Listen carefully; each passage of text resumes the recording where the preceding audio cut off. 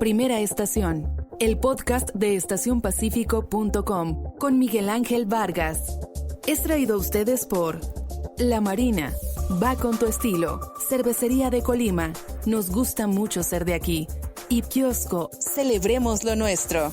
Noticias, entrevistas, análisis, opinión, todo lo que necesitas saber para comenzar tu día en Colima. Primera estación, el podcast de estacionpacifico.com con Miguel Ángel Vargas. Comenzamos. 7 de la mañana con 1 minuto, 21 grados centígrados. Muy buenos días, les saluda Miguel Ángel Vargas, transmitiendo desde la cabina de Super 98.9 en la tierra favorita del sol, aquí en Colima capital. Comenzamos Informe 24, una producción de estacionpacifico.com para Grupo Audiorama Comunicaciones. Hoy es pero es jueves, que aquí el guión dice otra cosa. Hoy es jueves 17 de septiembre y saludamos a quienes nos escuchan en toda la zona metropolitana de la capital colimense a través de el 98.9 en los 5 municipios, también a quienes lo hacen allá en el Valle de Tecomán y alrededores a través de Max 105.3. Y obviamente le damos la bienvenida a todos quienes nos siguen a través de la transmisión vía Facebook, el Facebook Live en la cuenta de Estación Pacífico, facebook.com/Pacífico. Sean bienvenidas todas y todos esta mañana. Quiero agradecerles que con su compañía nos estén reiterando su preferencia y nosotros buscaremos el día de hoy, como intentamos hacer todos los días, corresponderles con mucha información útil para todos ustedes y con un trabajo periodístico serio. ¿De qué temas vamos a platicar en los próximos 120 minutos? ¿Qué es lo que incluye el menú de nuestro programa? Bueno, vamos a actualizar la información de la pandemia, como venimos haciendo desde que comenzó la pandemia, por todas las vías en las que ofrecemos nuestro trabajo periodístico, y así ha sido el caso de este noticiario radiofónico y a través de redes sociales, y haremos esta actualización en lo local y en lo nacional. A pesar de que no hubo conferencia el día de ayer, en lo nacional sí se actualizó la información. Y bueno, estaremos compartiendo esta información actualizada con todos ustedes. También vamos a platicar de la ceremonia del grito en lo local y en lo nacional. Digo, no fue ayer, sino fue antier, pero ayer, como descansamos por el asueto oficial por esta conmemoración del inicio de nuestra lucha de independencia, pues se los vamos a platicar el día de hoy, porque obviamente ha llamado la atención cómo se da en soledad prácticamente esta ceremonia del grito. Una ceremonia que, bueno, lo que venía sucediendo a lo largo de los años, era tremendas congregaciones de personas en los centros de las ciudades, y bueno, no fue el caso, obviamente, por la situación de la pandemia, y hay que resaltarlo. Asimismo, les platicaremos en el ámbito nacional de la rifa del avión presidencial sin avión presidencial, los 100 premios de 20 millones de pesos, los entes públicos que resultaron afortunados y toda la información que tenemos al respecto sobre este sorteo especial de la Lotería Nacional. También la propia noche del grito, tremenda lluvia que se dio sobre todo en la zona de costa, con problemas para allá en Manzanillo, que estaremos hablando sobre ellos. Platicaremos con quién vamos a hablar, pues en términos de entrevistas. Vamos a platicar con la senadora de Movimiento Ciudadano, Patricia Mercado. No es senadora del estado de Colima, pero con ella vamos a platicar, como es integrante de la Comisión de Salud en la Cámara Alta, pues en qué va el tema de la legislación, la legalización del consumo de la marihuana. Vamos a platicar sobre ello, un tema que está atorado y que tenía que salir, que se han dado algunas prórrogas. Platicaremos con la senadora Patricia Mercado de este interesante y polémico tema. Después de las 8 de la mañana vamos a platicar también con el diputado local Francisco Rodríguez, diputado local de el PAN, sobre una misiva, una carta abierta que envió a los diputados federales colimenses, diputadas y diputados federales colimenses. Les contaremos, nos platicará él de qué tema y cuál es la idea con este planteamiento que está haciendo. Y ya para cerrar, vamos a charlar con Vianey Ramírez, quien es responsable en el estado del programa de salud sexual y reproductiva para adolescentes, obviamente en la Secretaría de Salud local, y vamos a charlar sobre prevención del embarazo en adolescentes, una problemática importante para nuestra sociedad que muchas veces dejamos de lado y estaremos platicando sobre ella. Les quisiera recordar las vías para comunicarnos. Obviamente nos pueden dejar cualquier comentario, cualquier pregunta, cualquier duda, cualquier sugerencia en la zona de comentarios de esta transmisión para la gente que nos sigue en Facebook. Quienes nos siguen en radio se pueden sumar a la transmisión también en Facebook para dejarnos ahí comentarios, aunque nos sigan escuchando a través de frecuencia modulada.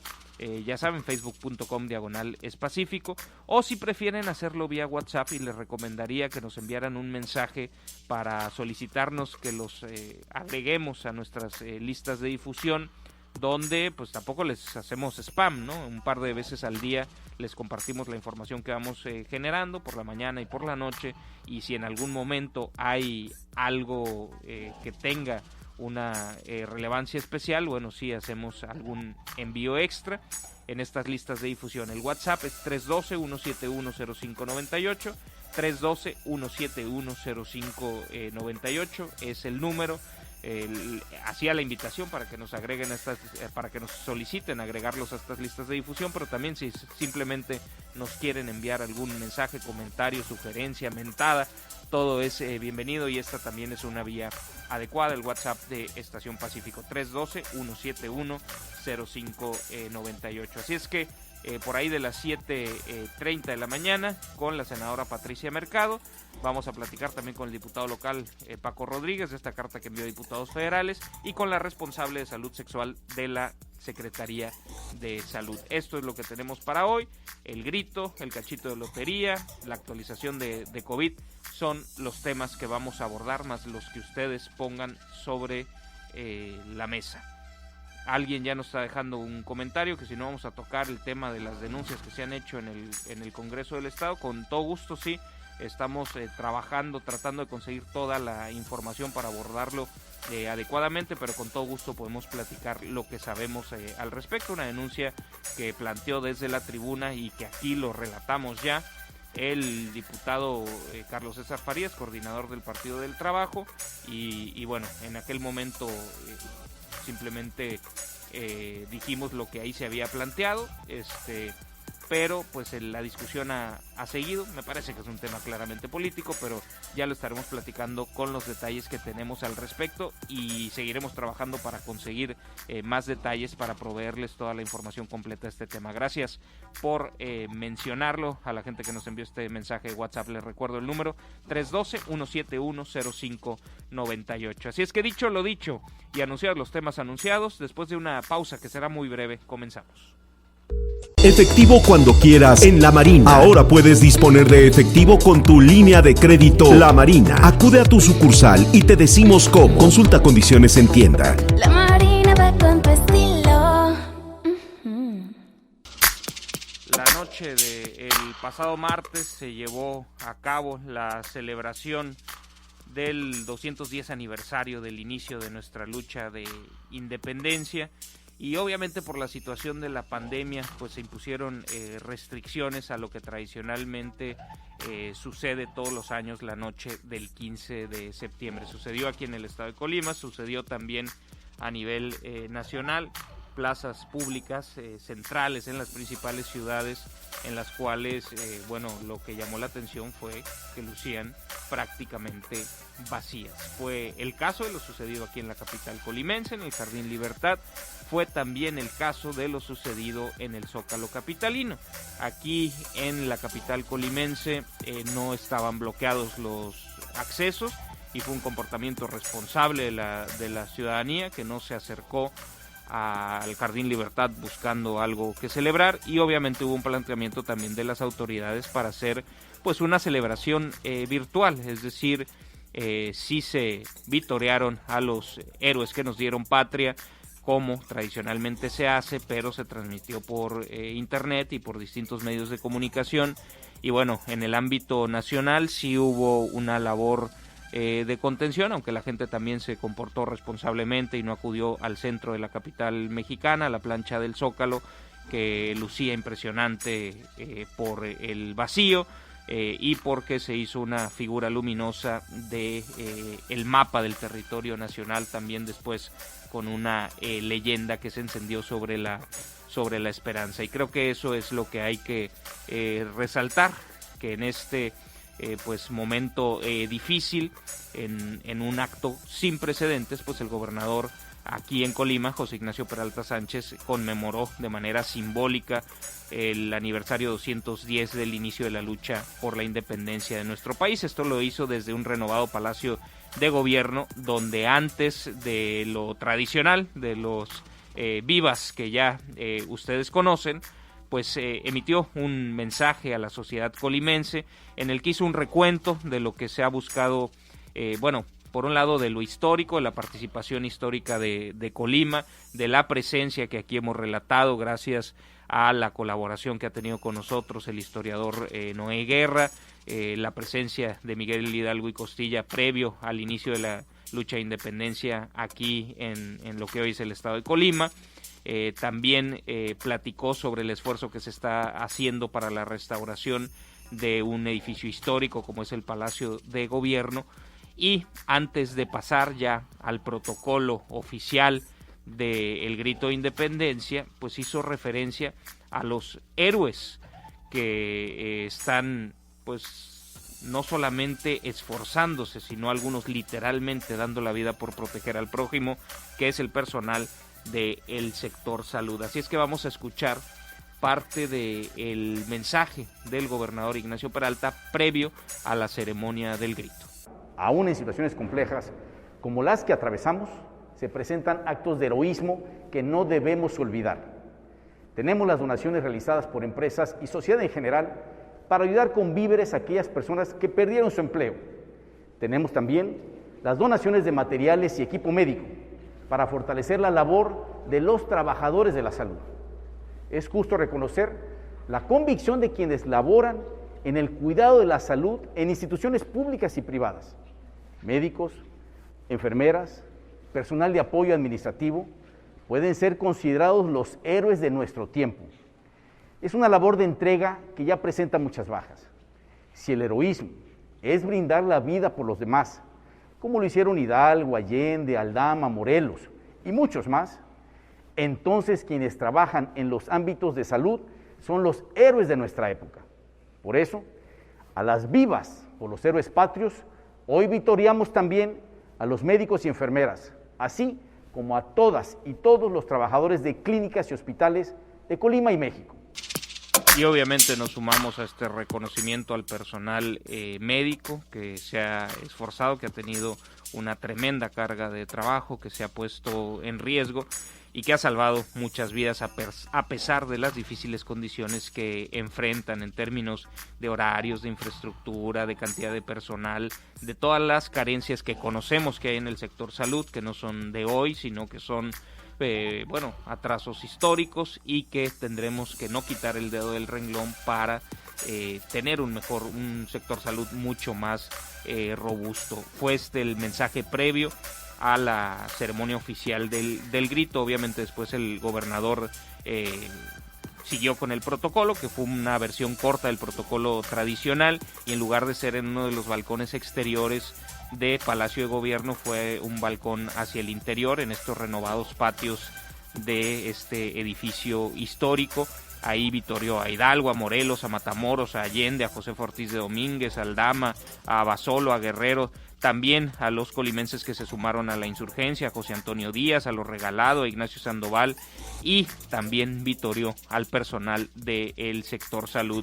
¿De quién estuvo acompañado el gobernador? Bueno, el secretario general de Gobierno, Rubén Pérez Anguiano, el presidente del Supremo Tribunal de Justicia del Estado, Bernardo Alfredo Salazar Santana, el magistrado Bernardo Alfredo Salazar Santana, la diputada local que preside en este momento la mesa directiva cuando está instalada la comisión permanente del Congreso del Estado, la diputada del Verde Marta Alicia Mesa Oregón, y también estuvo acompañado de la enfermera de la Secretaría de Salud, Miriam de Jesús Orozco Sánchez, pues como representante del personal médico al que se le estaba agradeciendo y vitoreando y considerando pues un héroe nacional en este momento de pandemia. Fue parte de lo que sucedió aquí en la capital del estado, que no sé si la gente que nos sigue en Facebook pudo ver las imágenes.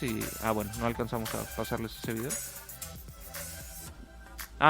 Si quieres pasarlo. A la gente que nos sigue en Facebook le estamos mostrando un video de cómo lucía la noche del 15 el propio Jardín Libertad, gracias es una cortesía de nuestra colega periodista Berta Reynoso, y bueno, ahí se puede ver con toda claridad que los accesos están abiertos y que prácticamente está vacío el Jardín Libertad, es decir, hubo un comportamiento responsable de la gente de no buscar a como diera lugar, pues ir a dar el grito como suele hacerse en las plazas públicas, en la plaza principal de cada una de las ciudades, y respetar pues la situación que estamos viviendo. En el ámbito nacional pues se dio de manera similar, con poca o prácticamente nula presencia de la sociedad en el Zócalo capitalino. El presidente Andrés Manuel López Obrador pues dio la noche del martes el grito de independencia, así desde el balcón presidencial de Palacio Nacional. Fue un grito distinto, diría yo, atípico, obviamente por la situación de la pandemia.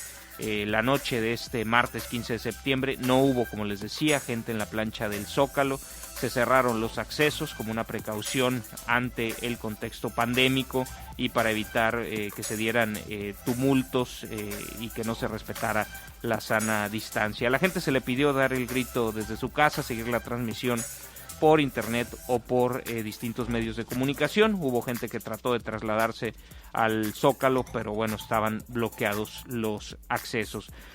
Por la noche se observó ya en la plancha del Zócalo pues un mapa luminoso del territorio mexicano, como ya había adelantado el propio presidente López Obrador cuando abordó este tema en las conferencias mañaneras. Después de las 11 de la noche, el presidente apareció en la pantalla de la transmisión del Gobierno de México en Palacio Nacional, guardó un minuto de silencio por las víctimas de COVID en nuestro país, caminó al balcón presidencial para lanzar 20 vivas, ¿no? En este aniversario 210, 2020, lanzó 20 vivas. Entre ellos, pues destacó la libertad, la justicia, la democracia, la igualdad, la fraternidad universal, el amor al prójimo y la esperanza en el porvenir.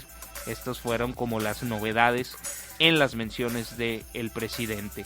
Al concluir sus vivas, fue encendida una antorcha en el centro del Zócalo, y además de esta antorcha que está en el centro de la plancha del Zócalo, se encendió también una leyenda luminosa que decía la llama de la esperanza, es decir, simbólicamente se encendió la llama de la esperanza. Pero vamos a escuchar parte del vitoreo del presidente de México porque, incluyó algunos elementos que obviamente fueron novedosos, que tienen que ver con la situación que estamos viviendo, en un mensaje que no dejó de ser sobrio, que no dejó de ser corto, pero que no por ello pues dejó de ser emotivo. Vamos a escuchar parte de estos vitoreos del presidente de México.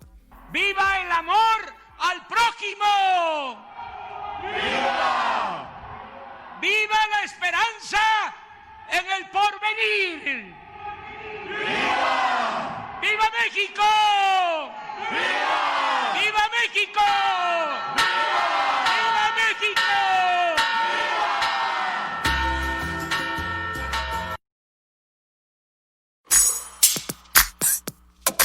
Les digo, un mensaje serio, sobrio, emotivo, con imágenes impactantes, porque obviamente impone ver esta pues gran plancha del Zócalo capitalino, verla vacía, con este mapa luminoso del territorio nacional y con este mensaje de la llama de la esperanza que captaron distintos drones de la propia transmisión oficial y de distintos medios de comunicación. Así es que es un momento en donde estos actos protocolarios, que suelen ser ya comunes, que a algunos les gustan, que a algunos otros les aburren, pero que en esta ocasión tuvieron un toque especial por la situación que estamos viviendo y por lo que simboliza, ¿no?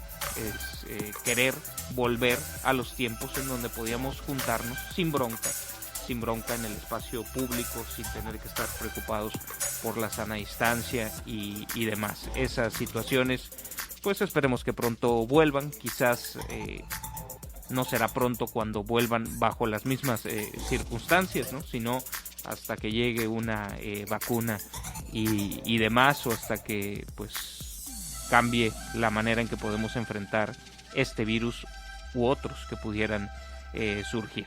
Pues esto fue lo que sucedió. Nos gustaría que ustedes nos contaran cómo la pasaron. Hubo, obviamente, la mayoría de la gente actuó responsablemente. Hay gente pues que no tanto. Habría que revisar y evaluar el comportamiento de cada uno en lo individual.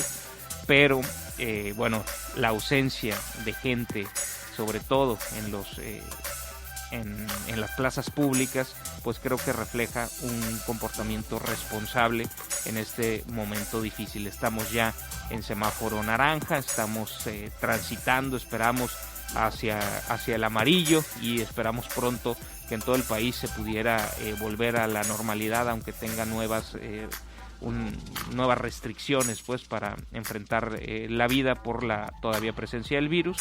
Pero bueno, todavía no hay que cantar victoria. Esta es la situación que estamos viviendo, y así tocó el día de la noche del grito de independencia. Permítanme hacer una pausa que va a ser breve. Si tienen cualquier comentario, si nos quieren contar cómo la pasaron, qué hicieron, qué dejaron de hacer, qué percibieron en las casas de sus vecinos, si pasaron por algún bar y quieren cualquier denuncia que quieran hacer, obviamente todo comentario será bienvenido. El WhatsApp es 312-171-0598. Hacemos una pausa y continuamos. Y en información internacional, pues un año después de haberse constituido una misión internacional independiente de determinación de los hechos ordenada por la Organización de las Naciones Unidas para Venezuela, se presentó el día de ayer en la capital belga, en Bruselas, un informe que diría yo es demoledor. Por primera vez establece responsabilidades individuales graves sobre violaciones de derechos humanos cometidas por el gobierno de Venezuela. Este reporte, que tiene 443 páginas, califica los delitos que ahí describe como de lesa humanidad y señala como responsables directos al presidente Nicolás Maduro, a Diosdado Cabello, número 2 del régimen chavista y presidente de la Asamblea Nacional Constituyente, también a los ministros del Interior Néstor Reverol y al de Defensa Vladimir Padrino López, y a los jefes de los servicios de inteligencia junto a otros 45 funcionarios del régimen venezolano. Este reporte dice que la misión encontró motivos razonables para creer que las autoridades y las fuerzas de seguridad venezolanas han planificado y ejecutado desde 2014 graves violaciones a los derechos humanos, algunas de las cuales, incluidas las ejecuciones arbitrarias y el uso sistemático de la tortura, constituyen crímenes de lesa humanidad. Así lo explicó la presidenta de esta misión, y dijo que lejos de ser actos aislados, estos crímenes se coordinaron y se cometieron de conformidad con una política de Estado, con el conocimiento o el apoyo directo de los comandantes y de los altos funcionarios del gobierno que encabeza el presidente Maduro. Los investigadores de esta misión analizaron 223 casos ocurridos desde el año 2014, de los cuales 48 se incluyen como casos de estudio exhaustivos, es decir, se fueron a fondo en 48 estos 223 casos de violaciones de derechos humanos. Se examinaron además otros más de 2.800 casos para corroborar los patrones de violaciones y crímenes. El informe es un aporte de peso al extenso expediente que ha ido acumulando el gobierno de Nicolás Maduro ante la justicia internacional. Además de esta misión independiente que califica el inventario de violaciones señaladas, que bueno, van a tener que pasar y entran en competencia de la Corte Penal Internacional. Además, la Fiscalía de la Corte Penal Internacional inició en febrero de hace un par de años, de 2018, un examen preliminar de una eventual demanda por crímenes de lesa humanidad contra Venezuela, que de constituirse, de avanzar, sería la primera en contra de un país de América Latina. Pues esto es lo que lo que pasa en la arena internacional, y es un tema que nos parecía relevante mencionar. Amnistía Internacional consideró pues todo un hito el respaldo de la ONU a miles de víctimas, y dijo Amnistía Internacional que las autoridades bajo el mando de Nicolás Maduro siguen cometiendo crímenes de derecho internacional y graves violaciones de derechos humanos, como ejecuciones extrajudiciales, tortura, detenciones arbitrarias y uso excesivo de la fuerza. Así lo mencionó en un comunicado la directora para las Américas de Amnistía Internacional, Erika Guevara Rosas, quien exhortó a renovar el mandato de este mecanismo de escrutinio internacional, pues no hacerlo sería darle la espalda a las víctimas, a la verdad y a la justicia. Pues esto es parte de lo que pasa en la arena internacional.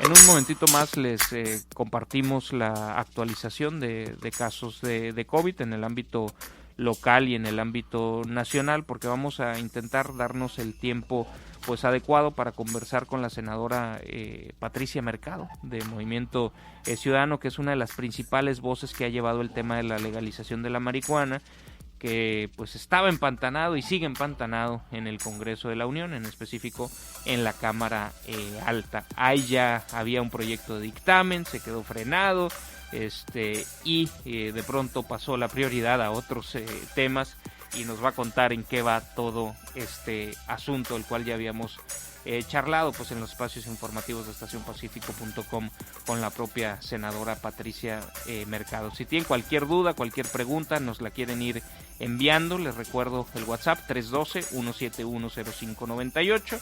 312-171-0598. Vamos a hacer una pausa y de regreso comenzamos con esta entrevista. Gracias por continuar con nosotros. Y bueno, y es que en diciembre del año pasado habíamos conversado con la senadora de Movimiento Ciudadano Patricia Mercado, que nos había resaltado que el cannabis podría constituirse en una industria de miles de millones de dólares para el campo mexicano. La legisladora federal, que es integrante de la Comisión de Salud en el Senado de la República, en la cual se dictamina la legalización del consumo de marihuana, resaltaba en aquella conversación el potencial productivo de esta sustancia y afirmaba que de concretarse esa reforma se generarían muchísimos empleos que beneficiarían pues al sector rural, que es donde está pues la pobreza más crónica de nuestro país. Hablaba de una industria muy potente que podría desarrollarse a través del cultivo del cannabis legal, ¿no? Ponía el dedo en la llaga para que esto no fuera de grandes industriales, sino que llegara a los pequeños campesinos y que pudiera ser un potencial para el desarrollo económico en el campo mexicano, con una óptica pues de la gente más desfavorecida. En aquella charla pues se mencionaban datos de la Asociación Nacional de la Industria del Cannabis, en los que se refieren que el mercado global de productos derivados de la marihuana tendrá un valor de 32 mil millones de dólares para el próximo par de años. Patricia Mercado estableció que al legalizar el uso de la marihuana se podría acabar parte de la inseguridad, y apuntaba que la idea es que los productores legales pues entren a esta industria. Y bueno, destacaba que se había avanzado mucho para poder garantizar el uso lúdico de la marihuana, y en aquel momento, en diciembre del año pasado, que fue la última vez que conversamos con una de las voces principales para que esto se convierta en una realidad, la senadora Patricia Mercado,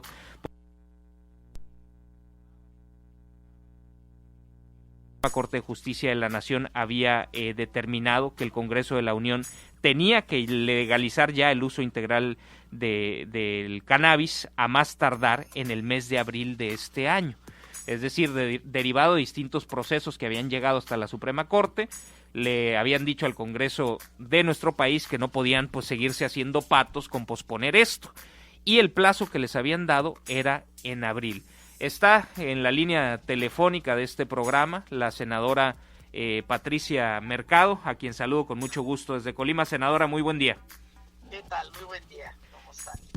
Desde aquel momento en el que conversamos que se tenía un plazo límite del mes de abril, supongo que por el tema de la pandemia todo cambió. Cuéntanos qué ha pasado con este proyecto, pues que parece que por una u otra razón no se concreta.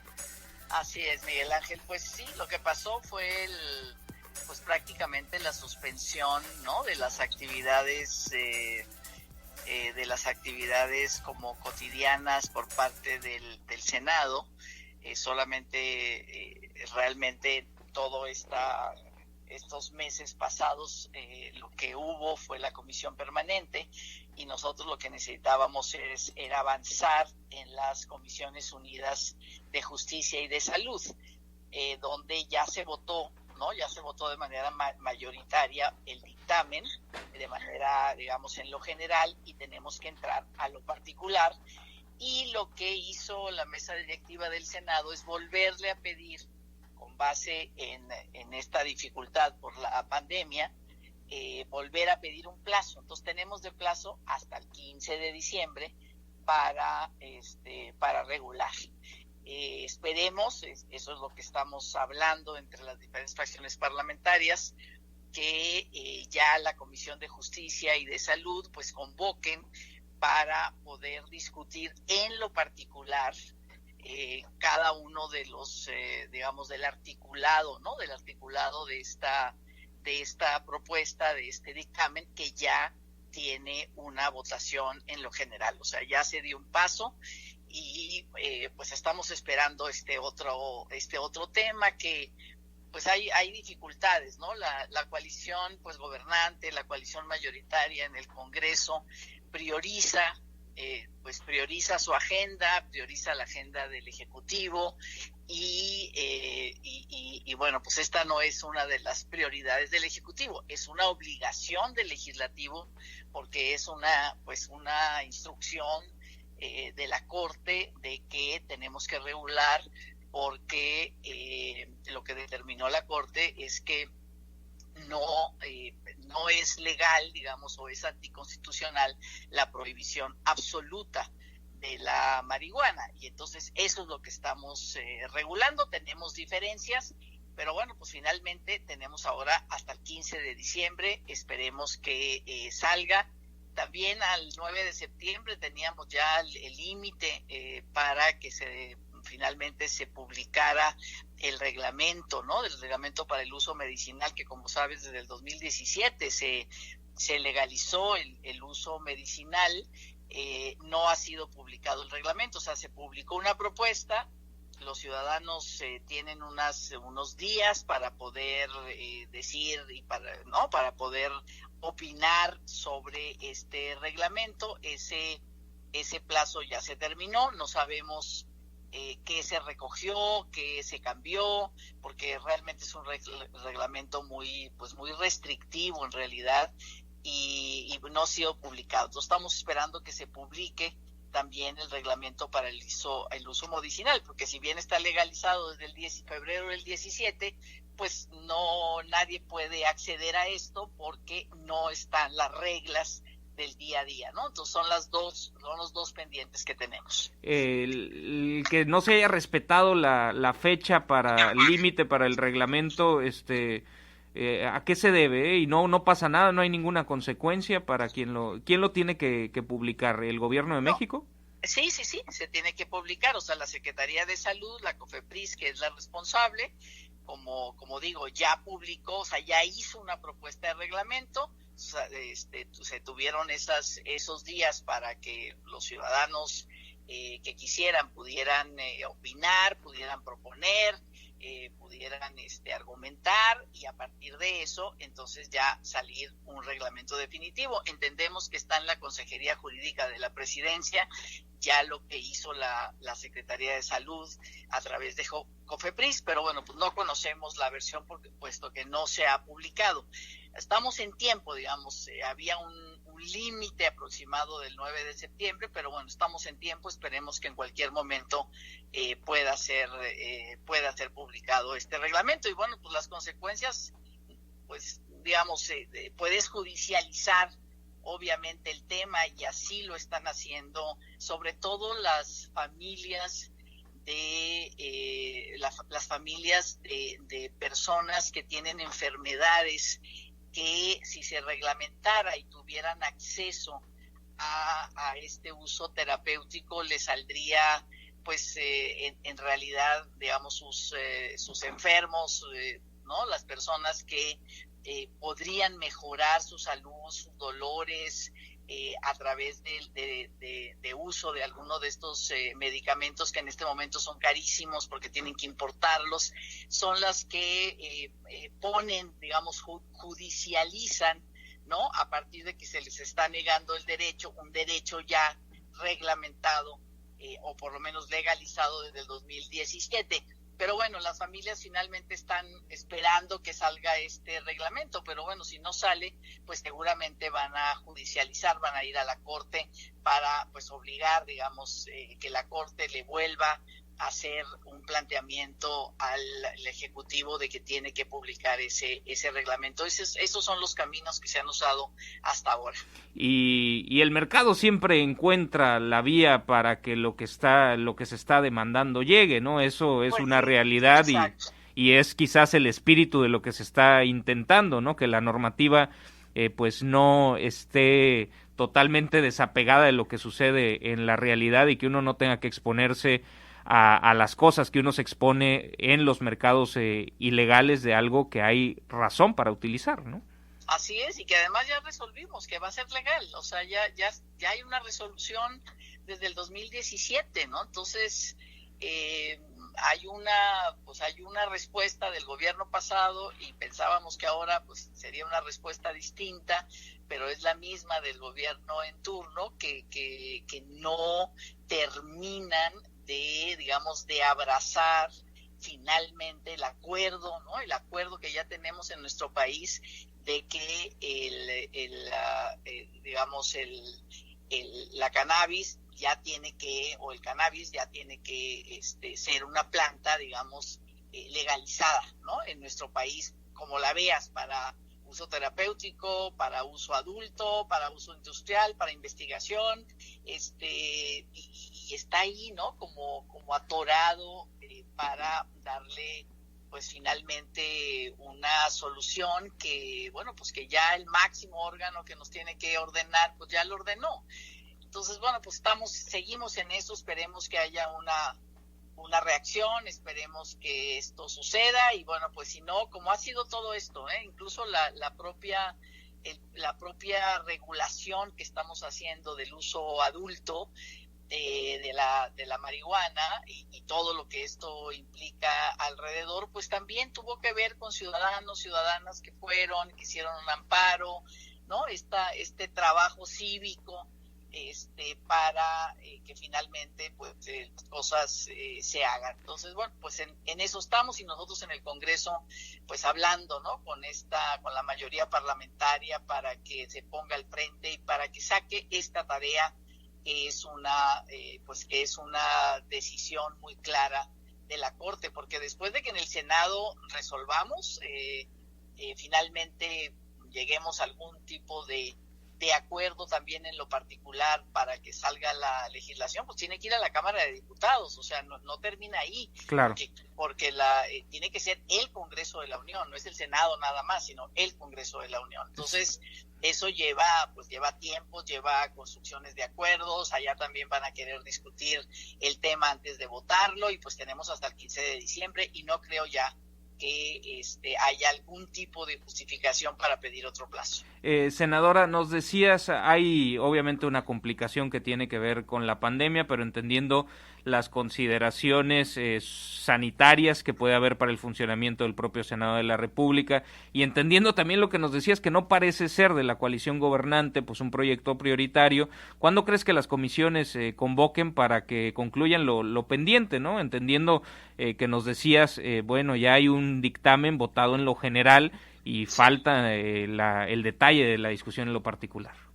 Sí, pues yo hablé con el presidente, el senador Menchaca, que es el presidente de la Comisión de Justicia. Él dice, bueno, yo tengo esta tarea, estoy comprometido y además no solamente comprometido a nivel individual, sino sé que tengo la responsabilidad de pues este acuerdo, resolutivo de la Suprema Corte. Y lo vamos a hacer. Lo que estamos haciendo en este momento, las comisiones, es como reunirnos de manera virtual, de manera informal, pero digamos, para trabajar precisamente los dictámenes, ver en qué estamos de acuerdo, en qué no estamos de acuerdo, y una vez que se trabaja de manera virtual, llamar rápidamente a una reunión presencial solamente ya para votar. Entonces pueden ser reuniones muy rápidas porque toda la discusión en términos de a favor, en contra, en lo particular y en las redacciones, lo podemos hacer de manera virtual. O sea que maneras de hacerlo existen, no necesitamos reunirnos toda una mañana para ver todas las diferentes reservas que tienen las fracciones parlamentarias, sus senadores, senadoras en lo particular. Eso lo podemos hacer de manera virtual y ya solamente llegar, votar a favor, en contra, y rápidamente así podemos hacerlos, digamos, resolver los dictámenes. O sea, hay forma de poder realmente tener esta discusión y bueno, pues nada más estamos esperando que nos convoquen, pero por supuesto hablando con la mayoría para que lo haga lo más pronto posible, ¿no? Porque hay tantas cosas, o sea, de veras en esta pandemia que hemos perdido tantos empleos, ¿no? Que el tema del trabajo, de los ingresos, y aquí tenemos también, ¿no? Por el lado de una gran industria, de una gran posibilidad de que amplios sectores de nuestro campo mexicano, de la sociedad rural de México, pues tenga precisamente una alternativa de trabajo y de ingresos muy importante. Nos estamos perdiendo realmente, digamos, por todos lados que la veas, de algo que puede ser muy benéfico para el país, sobre todo en este momento, ¿no? Donde tenemos seguimos teniendo el problema de inseguridad, y a la vez que tenemos la reducción tan grande de fuentes de trabajo y de ingresos. Entonces, bueno, pues podemos construir un círculo virtuoso a partir de las posibilidades que tiene nuestro país para generar, digamos, una industria, ya sea la del cáñamo, ¿no? Que es todo el uso industrial de esta planta, como el terapéutico, como el uso adulto, que quizás es lo más polémico. Será lo menos, ¿no? Pero finalmente el uso adulto, pues también, ¿no? Todo eso produce una economía que puede ser una economía muy importante para el país. ¿Te parece que hay un intento dilatorio de la propia coalición legislativa ligada al partido gobernante para pues que esto no termine de aterrizarse porque no quieren que se convierta en una realidad? No, yo creo que más bien son otras prioridades, ¿no? Otras prioridades, no tanto esta. Es parte, o sea, cuando ya ves que al iniciar los periodos legislativos, cada fracción parlamentaria anuncia, ¿no? Y pone, entrega incluso formalmente su agenda legislativa. Y esta mayoría legislativa ya en su agenda está esta regulación de cannabis. O sea, sí está en su agenda, sí la presentaron. Sin embargo, pues como decía, ¿no? Son como prioridades, ¿no? Son como otras prioridades y a lo mejor pues ya los últimos 15 días sacamos esta, que bueno, pues ya está votada en lo particular. O sea, yo espero que estén en disponibilidad de cambiar algunas cosas. Y ahorita platicamos de eso, de qué se tiene que cambiar. ¿Crees que las cosas serían, crees que que no estén en las prioridades, te refieres a que no están en las prioridades del presidente Andrés Manuel López Obrador?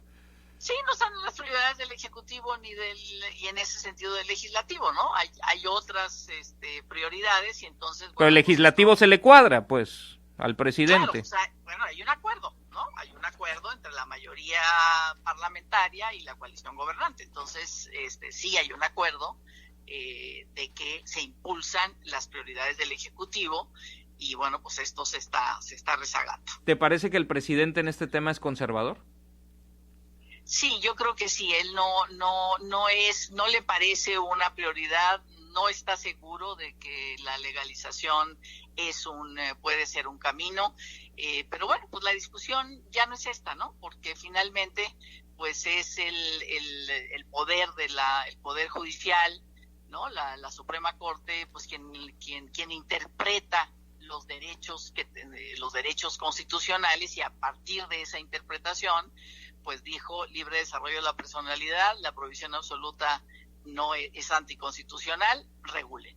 Entonces, bueno, ya no hay nada que discutir, ¿no? Independientemente de lo que piense cada quien, pero sí, efectivamente, yo creo que el Ejecutivo no es algo que le interese y no es algo que le parezca que pueda, que sea algo, digamos, mejor, ¿no? Para la sociedad. Incluso el que dirige la COFEPRIS lo ha dicho claramente, ¿no? Que no le parece, por él fuera no legalizara, pues, ¿no? Pero bueno, efectivamente ya hay una instrucción, ya hay una decisión y bueno, pues ahí con dificultades, pero pues ahí vamos, ¿no? Ahí vamos en esto parado, pero que tendrá que tener una resolución de alguna manera antes del 15 de diciembre. Y más allá de procedimientos, en el fondo de la discusión, de la votación que tendrá que hacerse en lo particular en estas comisiones, la ocasión anterior que amablemente nos tomaste una llamada para conversar sobre el tema, hablábamos de lo que volviste a mencionar, el potencial económico que hay para el campo en las distintas regiones del país, de la cual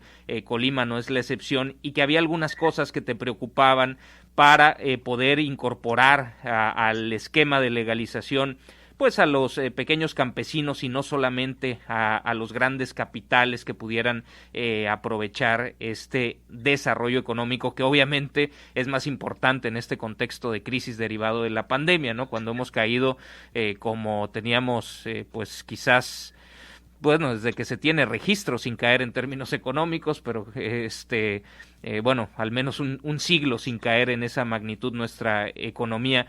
¿Qué te preocupa del dictamen y qué habría que afinar en este sentido? Pues mira, me preocupa el registro de quienes cultivan, ¿no?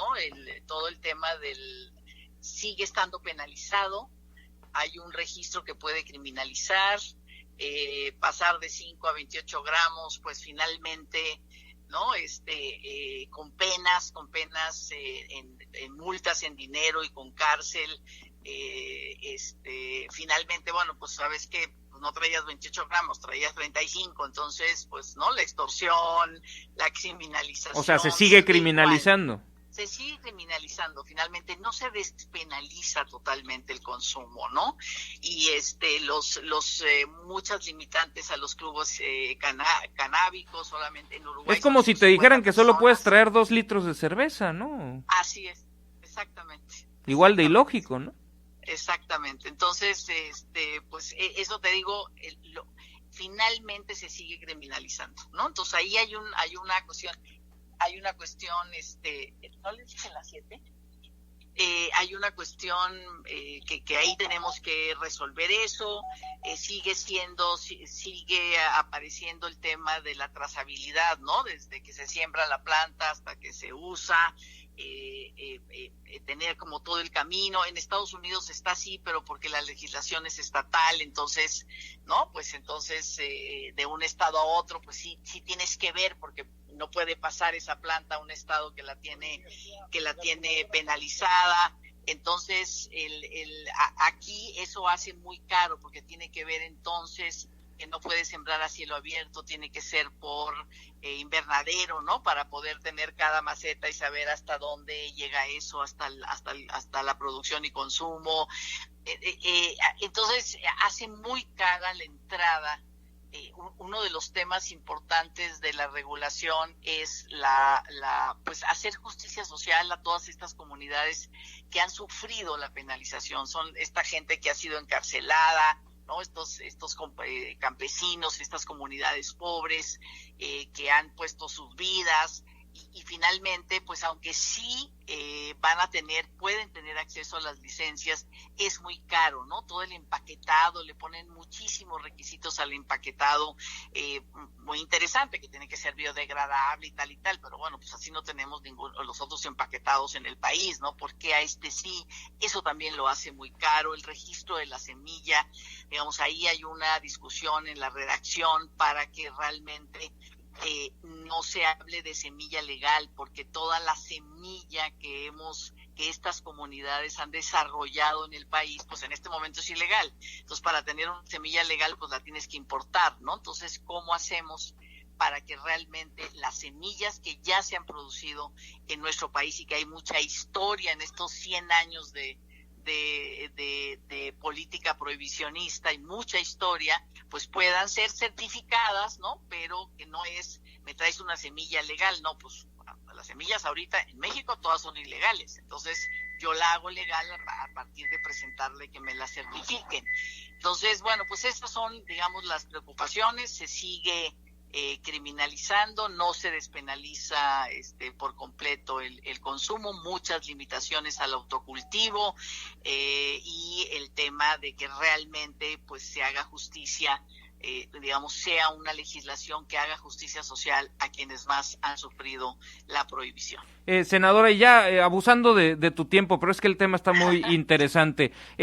¿No hay alguna preocupación adicional a las que mencionas de que de pronto quienes estuvieron toda la vida en la ilegalidad, pero que en esa ilegalidad pues hicieron muchas otras, no solamente el traficar marihuana o consumir marihuana, sino que las grandes fortunas del crimen organizado de pronto se puedan convertir en economía legal, con todo el baño de sangre que hay acompañado con ellas?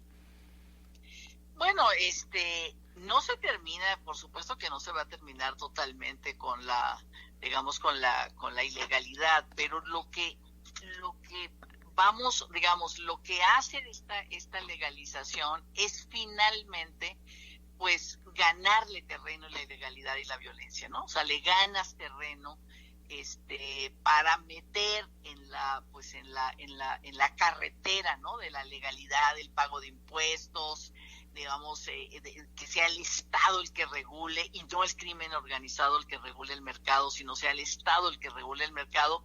Bueno, pues le robas, o sea, digamos, hay toda la evidencia, ¿no? Ya en este momento otros países como Portugal, como Uruguay, como muchos otros países que han, bueno, no muchos, ¿no? Porque nosotros seríamos uno de los primeros 10 países que estamos regulando.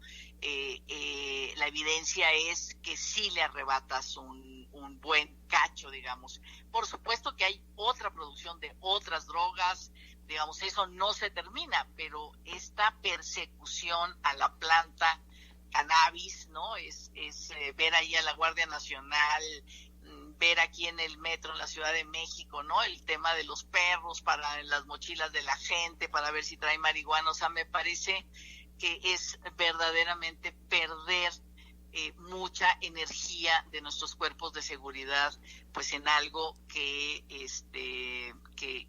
ya necesitamos, ¿no? Transitar, y que ya nos pusimos de acuerdo y que ya la Corte nos dijo transitemos por otro lugar. Entonces, bueno, pues esto no se acaba acá, es apenas el primer paso de la discusión de digamos del combate a las drogas como una política general en nuestro país, ¿no? Empezamos con cannabis, pero bueno, pues tenemos que seguir discutiendo todo lo demás, porque la regulación de este libre desarrollo de la personalidad frente al uso de las drogas, pues en realidad con esto que vamos a hacer, pues es apenas el primer paso, ¿no? Apenas el inicio. Una discusión más amplia. Seguiremos atentos a ello. Nada más para que la gente no diga que no te pregunto. Una persona nos hacía un comentario que si querías emitir algún posicionamiento sobre el tema polémico de tu compañero senador Samuel García. Yo creo que no viene al caso, pero te dejo el comentario por si quisieras decir algo, senador.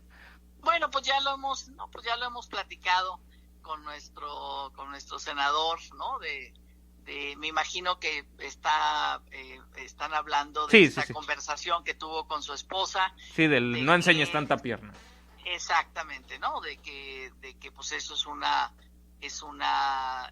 actitud pues misógina, violenta finalmente, ¿no? Las mujeres no son dueñas esto de pues me casé contigo porque yo, ¿no? Para mí y no para los demás, pues no, las mujeres no somos sujetos de nuestra vida, nadie es nuestro dueño. Y este tipo de comentarios pues son comentarios machistas, misóginos, lo hemos platicado con él y esperemos que ahí, ¿no? Nos vamos educando todos finalmente para tener una sociedad que deje a un lado ya finalmente el machismo, la misoginia, la violencia hacia las mujeres, porque pues la violencia empieza así, primero empieza con palabras y va aumentando. No será su caso, pero en otros casos sí. Y los políticos, sobre todo políticos jóvenes como él, pues tienen que mostrar otro tipo como de valores frente a los derechos de las mujeres. Te agradezco muchísimo, senadora, tu tiempo y los puntos de vista e información que has compartido con el auditorio. Gracias y buen día. Gracias a ti, Miguel Ángel. Hasta luego. La senadora Patricia Mercado de Movimiento Ciudadano, que bueno, al final también nos hace un comentario sobre esto que nos preguntaba la gente. Decía que no sentía que, no sé si dije que no viniera al caso. Obviamente es relevante conocer la postura de la senadora sobre este tema. Creo que me refería que ya la había compartido previamente esta postura y a que el motivo de la invitación para platicar con ella pues era otro, pero gracias a Mateo creo que nos envió esta pregunta por enriquecer el programa con tus comentarios y en este caso con tus preguntas. Vamos a hacer una pausa que será breve y continuamos. Gracias por continuar con nosotros y gracias a toda la gente que nos deja sus comentarios. Alguien nos pide volver a llamar la atención sobre este tema que les comentamos, no sé si al arranque de la semana o la semana pasada, ¿verdad? Cuando conversamos con el titular de la CEIDUR sobre la hierba crecida, y es que es realmente pues un tema que falta atender. En aquel momento hablábamos de los caminos estatales, que hay algunos que generan riesgos para los conductores, pero sobre todo también para la gente que tiene que transitar caminando por caminos estrechos y que pues lo único que tienen es meterse pues al camino, a la carretera, que luego es un carril de ida y otro de vuelta y que no tiene acotamiento y que la hierba ya se metió y pues que hay que caminar en medio del carril jugándose la vida. Eso ya lo platicábamos, pero también hay un descuido de muchísimos espacios públicos, de muchísimas banquetas, y eso toca a los presidentes municipales, a las y los alcaldes, y me parece que pues bueno, como por minimizar esfuerzos y recursos, pues quizás dicen, nos esperamos hasta que pase la temporada de lluvias, ¿no? ¿Para qué lo vamos a cortar si con tanta lluvia va a volver a crecer? No importa si esté 2 metros de largo, pues nada más lo cortamos una vez desde abajo. Para empezar, sí es más esfuerzo cortar entre más largo sea. Y por otro lado, creo que deberían de preocuparse por la calidad de los servicios y espacios públicos que ofrecen a sus ciudadanos. Y hay muchísimas banquetas que están totalmente tomadas por la hierba. Así es que desde estos micrófonos hacemos un llamado a las alcaldesas y a los alcaldes, porque esto sucede prácticamente en todos los municipios. Digo, nosotros estamos en Colima, transitamos más en la zona metropolitana, Colima, Villa de Álvarez, pero en prácticamente todos los municipios esto sucede, y sucede cada temporada de lluvias, y me parece que a veces se hacen patos con esta responsabilidad y se esperan a que pasen las lluvias. Así es que gracias por el comentario. No nos dejó su nombre la persona que nos lo envió vía WhatsApp, pero gracias por el comentario. Gracias por el comentario. Vamos a hacer una pausita. O no, ponme un separador, por favor.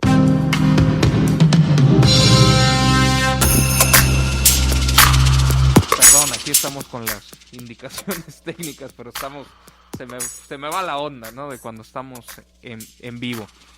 Bueno, gracias por estos comentarios. Les recuerdo el WhatsApp 312-171-0598. Vamos a buscar entrar en comunicación con el diputado local Francisco Rodríguez, que presentó una carta que nos va a contar de qué se trata. Pero lo más interesante va a ver si hay respuesta de los diputados federales. Hace un planteamiento a las y los diputados federales, el diputado local de la bancada del Partido de Acción Nacional, Francisco Rodríguez. Así es que, si me lo permiten, hacemos una pausa que va a ser muy breve. También, si tienen comentarios para el diputado Paco Rodríguez, el WhatsApp 312-171-0598. Hacemos una pausa y continuamos. Gracias por continuar con nosotros en Informe 24 y saludo a través de la línea telefónica al diputado local de la bancada del PAN, Francisco Rodríguez. Diputado, muy buen día. Muy buen día, Miguel Ángel, un gusto de saludarte, como siempre, a ti, todos los que nos escuchan. Diputado, enviaste una carta abierta, o bueno, no sé si supongo que se las enviaste a cada uno de las y los diputados federales, pero también la hiciste pública, que tiene que ver con un planteamiento que haces para que modifiquen el presupuesto de egresos de la Federación, que todavía se tiene que avalar por la Cámara de Diputados en el Congreso de la Unión. Cuéntanos de este planteamiento. Estamos haciendo un planteamiento, Miguel Ángel, la verdad de recordar que la semana pasada vimos algunas alertas, planteamos unas alertas que veíamos en el tema del presupuesto federal y que se están tocando en términos nacionales, que es materia económica, de la reactivación del empleo, y que vemos una concentración en el asunto de ciertos proyectos especiales o estratégicos de esa administración, y también el tema de salud, que veíamos ahí una reducción real en este contexto, y otros temas que habíamos comentado. A este le agregaría el tema de educación, que no habíamos tenido la oportunidad de plantearse, donde hay un significativo recorte y desaparición de algunos programas que ya eran institucionales, que tenían bastantitos años trabajando, como el de escuelas de tiempo completo, que atiende a 3.6 millones de niños de 27,000 escuelas del país, un 13%, en donde había pues convivencia escolar, que cubría 25,000 escuelas de alto nivel en zonas de violencia social, el del desarrollo de aprendizaje significativo, que tiene una cobertura de 1,162 escuelas, también serán cancelados, y no de una manera eventual, sino de manera permanente. Entonces quienes son expertos en este tema de educación, pues hablan de 50 años de retroceso en el presupuesto. Esto lo sumamos a las otras preocupaciones que habíamos planteado de alertas.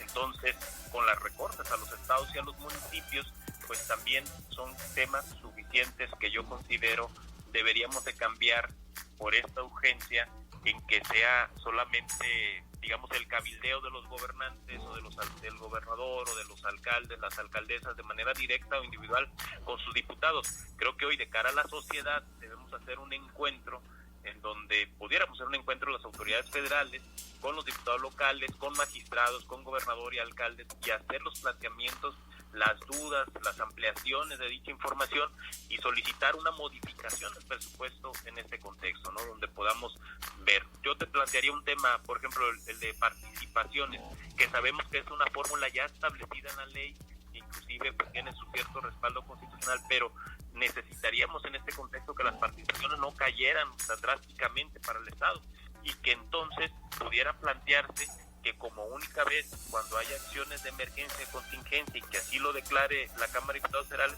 entrará una nueva fórmula en donde contenga esas caídas y no sea tan mayúsculo pues el impacto para estados y municipios. Porque, ponerte un dato, cuando antes se hacía obra en los estados y los municipios, por ejemplo, la capital de Colima podría llegar con el ramo 23 hasta 90 millones de pesos, había llegado en algunos programas de operativos anuales. Hoy, en este año, 38 millones de pesos, en el pasado 38, y eso no alcanza pues prácticamente para acciones muy mínimas, ¿no?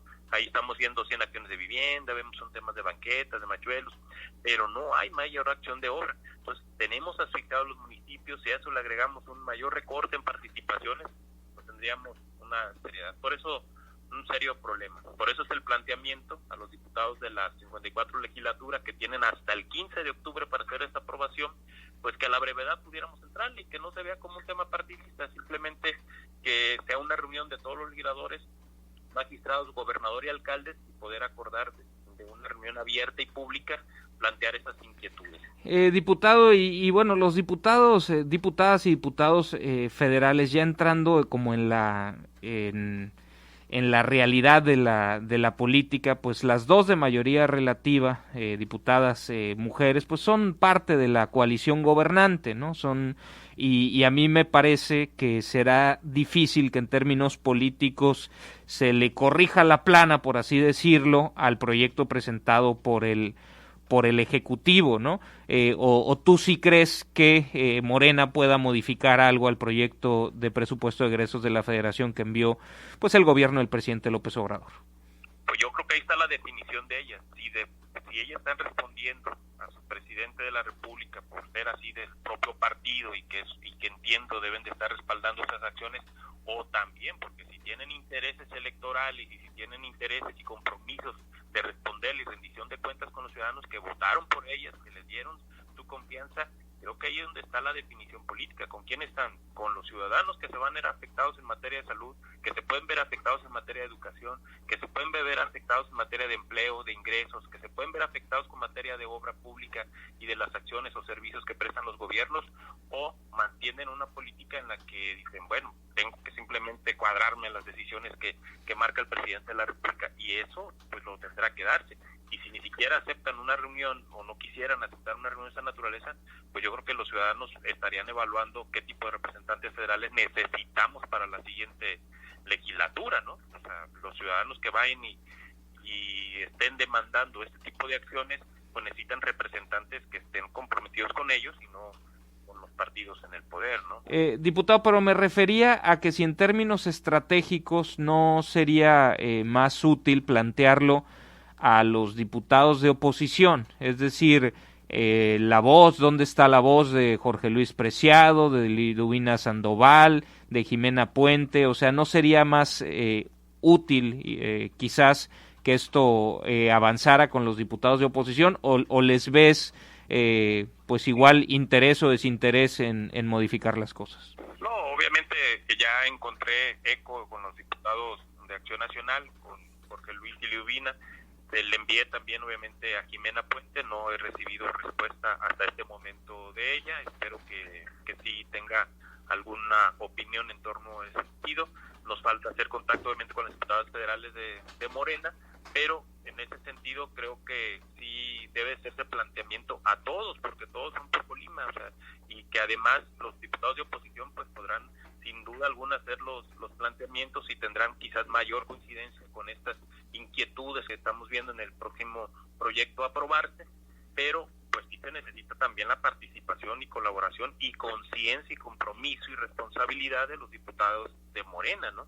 Porque ellos de alguna forman parte de esta mayoría en la que van a poder avalar, y que los ciudadanos sepan que ahí hay decisiones que pueden afectarles de manera directa en rubros específicos, directos en su situación social y en su situación económica. Por lo tanto, necesitamos que ellas también escuchar un compromiso o escuchar al menos una opinión en ese contexto. Si ellas van a defender, obviamente, el presupuesto federal, pues escuchemos las razones en ese contexto del por qué no estarían afectados, según su opinión, y escuchemos las razones o las inquietudes de quienes consideramos que sí puede ser afectado. Entonces yo creo que se ocupa la participación de todos en este contexto, más allá de los colores o las fracciones parlamentarias a que pertenezcan. Yo creo que pertenecen a Colima y tienen un compromiso por Colima y con Colima, y por lo tanto debería de estarse así planteando con todos. ¿Ya les hiciste llegar la carta a las diputadas de Morena, Claudia Yáñez y Rosy Vallardo? No he tenido la oportunidad de hacer un contacto, pero en el día de hoy ya tenemos contacto en el caso de Rosy Vallardo de su particular. No tengo el celular de ella, quiero decirlo con claridad. Te lo paso, ¿no? Yo te lo paso si quieres. Te lo agradezco para hacérselo llegar. Digo, le pido autorización primero. Sí, por favor. Y el tema es que por eso se hizo una carta abierta. Yo creo que ya ha sido pública, y además tú me das la oportunidad de también que la conozcan por estos medios. La publicamos en nuestro Face, se hizo un boletín, se hizo algunas otras entrevistas que estamos también comentando el tema. Entonces ya tiene una difusión suficiente suficiente para darse a conocer, y por eso es una carta abierta, es una carta pública, y pueden contestar en el momento que ellos consideren pertinente, ¿no? Oye, y en una especie como de introducción de esta carta abierta, es decir, si estuvieras al teléfono en este momento con la diputada Yáñez o con la diputada Vallardo, ¿qué le dirías, no? Para cortar este fragmento de la entrevista y pues ya de una vez mandárselo por WhatsApp para que sepan de qué se trata. Pues yo digo que hoy la historia los está colocando a ellos en un momento muy, muy oportuno y en el lugar correcto de responder a estas circunstancias de las crisis, y que pues cuando ellos como corresponsables de la política pública, de la política de gasto en el país, pues es importante zafarse de temas partidistas o de temas electorales y decirle no a un presupuesto que se envía. Pues es importante estar en claro que eso no es una traición a la patria, al contrario, traición a la patria es no escuchar a los ciudadanos, a los colimenses, a los que te debes, y que aún sabiendo que va a haber decisiones que pueden afectarles, no hagan algo al respecto. En los planteamientos que haces del presupuesto al sector salud, del presupuesto educativo que ya nos detallabas, del CONAFE que viene en la carta, que creo que tal vez no lo mencionaste en este momento, y del tema de participaciones, ¿ahí haces algún planteamiento o tienes una propuesta en el sentido de repónganle tanto a esto obteniéndolo de aquí, o eso se los dejas a ellos y ellas?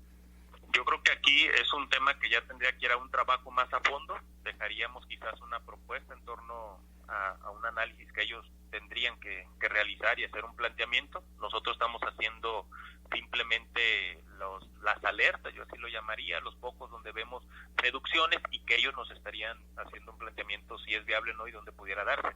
Por eso la urgencia de reunirnos, porque tienen hasta el 20 de octubre, si mal no recuerdo, para que sea aprobado en la Cámara de Diputados la ley de ingresos, y sabemos que sin duda alguna el propio presupuesto pues va acompañado de una ley de ingresos que tendría que valorarse. Si se requieren más ingresos de algún rubro, pues tendrían que estarse planteando. Digo, no estoy diciendo que haya más impuestos, que existan más impuestos o que se planteen circunstancias, pero sí se tiene que analizar de una manera integral el paquete económico con los ingresos y los egresos, y esa fecha es el 20 de octubre para enviarla al Senado, y el Senado la apruebe el 31 de octubre como fecha límite, y tenemos hasta el 15 de noviembre para la aprobación, tienen hasta el 15 de noviembre para la aprobación del presupuesto de egresos de la Federación.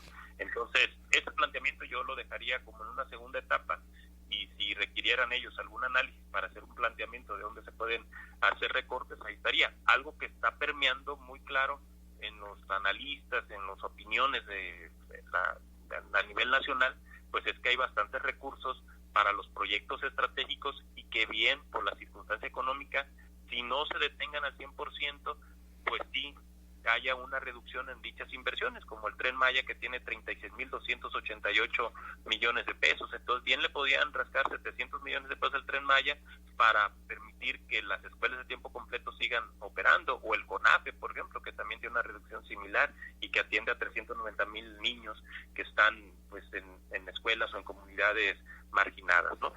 Entonces una revisión, una rascadita a los proyectos estratégicos para ponerle a los proyectos de esta naturaleza. Y a los estados también, ¿no? Y a los estados. En los estados, tanto la fórmula como reactivar este ramo 23, que le pongan todos los candados que gusten, pero que el ramo 23 no se siga cancelando en el nivel de 41%, y que también el otro año, porque dicen, no, es que hay corrupción, hay moches, que le ponga todos los candados y todas las medidas necesarias, pero que lleguen recursos a los estados para el Fondo Metropolitano, para el desarrollo regional, y se pueda reactivar a través de la obra pública un poco la economía local. Pues diputado, te agradezco mucho tu tiempo y la información y puntos de vista compartidos con el auditorio. Gracias y buenos días. Gracias, muy buen día. Hasta luego. El diputado Francisco Rodríguez, de la bancada del PAN, diputado local, diputado aquí en el Congreso del Estado. Hacemos una pausa y continuamos. Gracias por continuar con nosotros, y bueno, nos faltaba la actualización de las cifras de la pandemia en el ámbito nacional en las últimas 24 horas. No hubo conferencia de salud a las 19 horas, pero sí se actualizó la información a través de las redes sociales del Gobierno de México, y se informó que en las últimas 24 horas se añadieron 4,444 nuevos casos de COVID, con lo cual se llega a un total acumulado a lo largo de la pandemia de 680,931 casos. De estos se estima que el 5% se encuentran actualmente activos, 34,749, es decir, enfermos en este momento de COVID en todo el país. También se sumaron 300 decesos, con lo cual se llega a una cifra de prácticamente 72,000 defunciones. Esa barrera se estará superando el día de hoy, 71,978 es el registro. Hay otros 79,622 casos considerados sospechosos. Y bueno, vemos una tendencia a la baja, es clara en la gráfica, la gente que nos está siguiendo vía Facebook, es muy claro esta tendencia a la baja, pero seguimos todavía pues en niveles no tan bajitos, así es que hay que apretar el paso para reducir la velocidad de contagios y que podamos definitivamente domar a la pandemia pronto. 4,444 casos, es un 0.7% del total de casos los que se sumaron en las últimas 24 horas y 0.4% los 300 decesos, 0.4% de los 72,000 que ha habido a lo largo de la pandemia, es lo que se sumó en el último día. A nivel local, estamos hablando de 41 nuevos casos, con lo cual se llega a un total acumulado de 4,263 casos. Se suman 3 decesos, con lo cual se llega a un total de 518 decesos. De estos 4,263 casos, 336 están activos. Es una cifra bastante baja, tenía mucho tiempo que no teníamos una cifra tan baja de casos activos. Hay 108 casos activos en Manzanillo, 95 en Colima, 72 en Villa de Álvarez, 33 en Tecomán. Y yo destacaría que en este momento, otra vez es Manzanillo, el municipio que aunque pueda tener menos casos activos que en el pasado, pues es el municipio que más casos activos tiene. De alguna manera esto tiene que ver con el tamaño de cada una de las poblaciones. De los 3 decesos que se dieron el día de ayer, que se reportaron ayer, fueron en 3 hombres de entre 65 y 70 años de edad por, complicaciones relacionadas con este virus, el SARS-CoV-2. 2 eran habitantes de Manzanillo, otro era de Armería. De los 43 nuevos casos, 22 son mujeres y 21 son hombres. Las 22 mujeres son de entre 25 y 55 años de edad. Y los hombres son de entre 20 y hasta más de 65 años de edad. Por municipio, 14 de estos casos son de Villa de Álvarez, 11 de Manzanillo, 9 de Colima, 4 de Tecomán y 3 de Comala. También se registró un caso foráneo correspondiente a un hombre de 56 años de edad, quien está hospitalizado y grave, pero como ya les hemos dicho, el registro de nuevos casos, el lineamiento federal indica que se registre no donde están siendo detectados los casos o tratados los pacientes, sino en la entidad de residencia habitual del paciente. Así es que, otro caso que se suma ayer, pero que está siendo atendido aquí en Colima, pero es de alguien no de Colima y se registrará en ese otro estado. En el estado hay otros 118 casos sospechosos, de los cuales 74 están en aislamiento preventivo en sus domicilios, 40 están hospitalizados y 4 personas murieron y todavía no se tiene el resultado de laboratorio, permanecen como casos sospechosos. A lo largo de la pandemia se han descartado 3,059 pruebas de laboratorio que resultaron negativas. Manzanillo es el municipio que más contagios tiene a lo largo de la pandemia, ha sumado 1,336, le sigue Colima con 1,047, Villa de Álvarez registra 806, Tecomán 717, Coquimatlán 80, Cuauhtémoc 76, Armería 72, Comala 51, Ixtlahuacán 45 y Minatitlán 33. Esto da el total de 4,263 casos. También Manzanillo tiene la mayor cantidad de defunciones con 189, le sigue Colima con 109, en tercera posición Tecomán con 96, luego Villa de Álvarez con 63, después está Armería con 19, Comala y Coquimatlán tienen 12, Cuauhtémoc tiene 10 fallecimientos a lo largo de la pandemia y tanto Ixtlahuacán como Minatitlán suman cada uno de ellos 4 defunciones. Con esto, pues el total estatal es, como ya les decía, 518 fallecimientos a lo largo de la pandemia. Y bueno, en una curva, la gente que nos sigue en Facebook puede ver la gráfica y es una curva más plana, más chata, pero ya comienza a verse también parte de una tendencia a la baja, más planita, pues no tan pronunciada como se ve en el ámbito nacional, pero comienza a verse ya un ligero descenso, ¿no? Tendríamos que aplicar algún método para generar la línea de tendencia y tal vez verlo con más claridad. Vamos a buscar hacerlo siguiendo pues las recomendaciones de científicos que le sepan más a esto. Me van a empezar a bulear, ¿no? De que si en la carrera de economía no lleve estas cosas y regresiones y demás y logarítmicas pues sí, pero la verdad no me acuerdo y nunca me he dedicado a esas cosas, así es que prefiero consultarlo con alguien que le sepa para que podamos ver con claridad una línea de tendencia que nos permita entender qué tanto está bajando, ¿no? Porque una cosa es lo que nos dicen los picos de esta curva de nuevos casos cada 24 horas y otra cosa son lo que nos dicen los puntos más bajos de esa curva, ¿no? Así es que pues calcular la línea de tendencia pues es algo que requiere pues ciencia, ¿no? Ciencia y conocimiento técnico.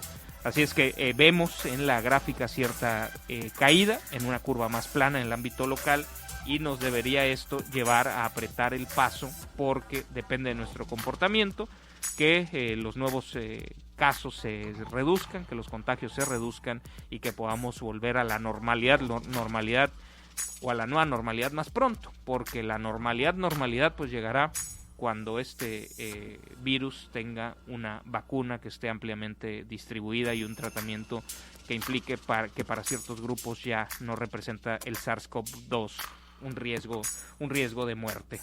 Hasta ahí la información sobre el COVID. Permítanme hacer una pausa, no sin antes recordarles las vías de comunicación, el WhatsApp 312-171-0598, ojalá si nos están escuchando, si van en su vehículo, ahorita que lleguen a un semáforo, pues tomen su teléfono, su lista de contactos, pongan agregar nuevo contacto, 312-171-0598, que le pongan ahí Estación Pacífico y nos pueden enviar un mensajito de WhatsApp para que los agreguemos a la lista de difusión o si tienen cualquier duda, cualquier comentario de los temas que estamos tratando, pues que nos lo hagan saber, ¿no? 312-171-0598. Hacemos una pausa y al regresar, teníamos programada una entrevista con el sector salud para platicar de prevención de embarazos adolescentes, un tema que a veces olvidamos y que es preocupante, que afecta, que distorsiona los ciclos de vida de muchas, principalmente mujeres, porque pues muchas de estas mujeres después no es que formen una familia con quien participó en el embarazo, ¿no? Con el hombre que participó para generar el embarazo, que era su pareja o fue su pareja o tuvieron un encuentro sexual. Muchas veces se desentienden y no digo que están obligados a casarse, sino muchas veces se desentienden y esto pues genera unas tremendas afectaciones al ciclo de vida de una mujer. Muchas veces les trunca lo educativo, muchas veces les trunca con ello las posibilidades laborales y las somete a ciertas restricciones que al final terminarán afectando su calidad de vida y la de el hijo. Por eso pues los hijos deben llegar en el momento adecuado de la vida y mucho de ello tiene que ver con educación sexual, de lo cual estaremos platicando después de esta breve pausa. Gracias por continuar con nosotros y saludo a través de la línea telefónica a Vianey Ramírez, quien es la responsable del programa de salud sexual y reproductiva para adolescentes de la Secretaría de Salud del Gobierno del Estado. Vianey, muy buen día. Hola, buen día Miguel Ángel, buenos días a todos nuestros radioescuchas. Pues antes de la pausa ya hacía una breve introducción de esta problemática que muchas veces no le prestamos la suficiente atención. Antes de que me cuentes qué están haciendo desde la Secretaría de Salud ante la problemática, si nos pudieras describir pues la importancia, la gravedad de la misma y cuál es el problema con el embarazo adolescente en el estado. Muchas gracias por este espacio y agradezco esta pregunta de introducción antes de hablar de las acciones que realizamos en la Secretaría de Salud. El embarazo adolescente en nuestro estado y en nuestro país y en Latinoamérica es un problema muy presente como problema de salud pública, porque involucra varios factores del desarrollo de las y los adolescentes. ¿En qué sentido este problema lo consideramos como problemática de salud? Pues coadyuva en el desarrollo de la vida de las y los adolescentes de la población de 10 a 19 años, encuentra también problemática en cuestiones académicas, en cuestiones escolares, problema en el aspecto económico, en el desarrollo emocional, en problema también en el desarrollo familiar, en diferentes aspectos. Es una problemática que como instituciones de salud estamos obligados y obligadas a fomentar todos los servicios, a realizar acciones que disminuyan las barreras que tiene la población adolescente en el ejercicio libre de su sexualidad.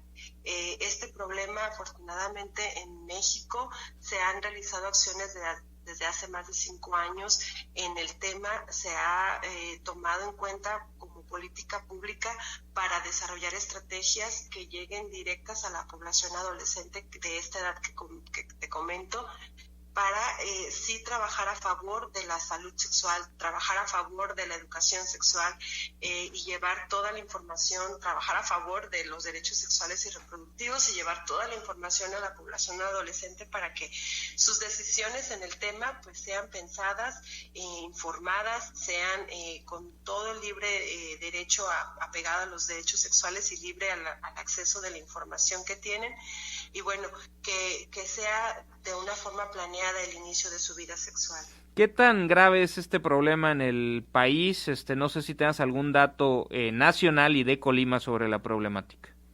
Sí, según la información de la OCDE, México ocupa uno de los primeros lugares en el tema de la prevención, en el tema del embarazo en adolescentes, en el tema sobre todo en el embarazo en niñas de 10 a 14 años, ocupa un lugar en los primeros lugares en este sentido, pero también este lugar que ocupa México como país también lo es porque se ha estado realizando acciones más específicas en este sentido, que comparto desde hace más de 5 años, y se han hecho diferentes estrategias. Este problema en Colima del embarazo adolescente, afortunadamente Colima ocupa un lugar privilegiado porque se sigue manteniendo en los últimos años en el lugar penúltimo, en el penúltimo lugar de los 32 entidades federativas con este problema. Con menos embarazos adolescentes. Menos embarazos adolescentes en nuestro estado. El último lugar es Baja California Norte y Colima le sigue. Según la tasa específica de fecundidad. ¿Qué es esto de la tasa específica de fecundidad? Así de manera muy rápida, se miden el número de nacimientos registrados por cada 1,000 adolescentes de 15 a 19 años, según el número de población que tenemos en el estado. ¿Cuál es nuestra tasa? Nuestra tasa de fecundidad al cierre del 2019 es de 62.15, muy por debajo de la tasa nacional, del promedio nacional. En el promedio nacional de esta tasa fue de 66.12 y así ha estado disminuyendo. ¿El mejor estado, quién nos decías? ¿Baja California Sur? Baja California Norte. Baja California, ¿qué tasa tiene? ¿La tienes por ahí? Su tasa es de 65.4. ¿Y cuál es el peor estado? Estamos hablando de varios estados que tienen las tasas muy elevadas, sobre todo en el tema de los nacimientos en niñas de 10 a 14 años, el estado de México, Tlaxcala, Oaxaca, Chiapas, Veracruz. O sea, que incluyen niñas de 10 a 14 años que Así es, el programa y las estrategias que trabajamos son en esta población de 10 a 19 años y que incluyen nacimientos registrados en niñas de 10 a 14 años. Pues bueno, sería interesante. ¿Estas cifras vienen de dónde? ¿Son del INEGI o...? Sí, se hace una fórmula tomando la población y las proyecciones de población del INEGI, también de la Dirección General de Información en Salud, es una plataforma, y también de la plataforma del Sistema Nacional de Nacimientos. Para contextualizar, una vez que nace un bebé en todo el sistema de salud, a veces Secretaría de Salud, IMSS, ISSSTE o particular, se genera una cédula de nacimiento. En esta cédula de nacimiento hay uno de los datos, es la edad de la madre al momento del nacimiento del bebé, y por esta plataforma oficial es donde se toman los datos y las tasas por el número de nacimientos ocurridos por edad de la madre en cada entidad federativa. Como dato también importante es que en Colima, el año pasado también tuvimos al cierre del 2019, este número de nacimientos en Colima ha ido disminuyendo en estas dos edades, de 10 a 14 años y de 15 a 19 años. Bueno, para no perder los minutos que nos faltan con los datos, igual y fuera del aire te pedimos si nos pudieras compartir la tablita que seguramente tienes con toda esta información para la hora de dejar esto en una nota web, poderla incluir. Y bueno, aunque seamos el segundo mejor estado o menos peor en esta problemática, pues las niñas y adolescentes, porque de 10 años me parece que son niñas, ¿no?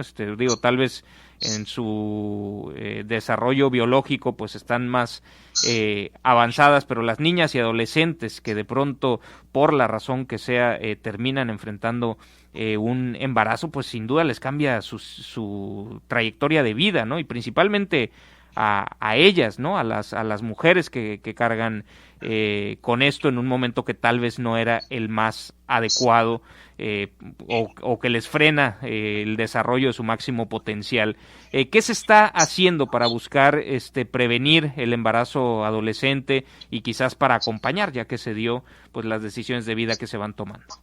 Así es, como bien dices, el hecho de que coloquemos a Colima estos datos de los estados con menor índice de nacimientos en adolescentes nos anuncia a no tener que bajar la guardia, a tener que realizar acciones como las que realizamos en el Programa Federal de Salud Sexual y Reproductiva para los adolescentes, que tu servidora maneja aquí en la Secretaría de Salud, pero a través de las acciones que trabajamos con los 17 servicios amigables.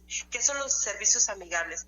Los servicios amigables es un consultorio médico en el cual hay todo un equipo multidisciplinario para la atención de la población adolescente en este tema. Es un equipo capacitado, sensibilizado a la norma 047 del programa, a las cuestiones de los derechos sexuales y reproductivos, y lo mejor es que están en los 10 municipios del estado, estos 17 servicios amigables ubicados en las unidades de salud principales de cada municipio.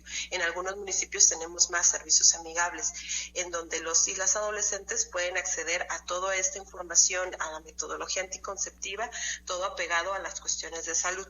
Estos 17 servicios amigables, les comparto a la población, están en todo el estado y están ahí en el directorio, en la página y en las redes sociales de la Secretaría de Salud.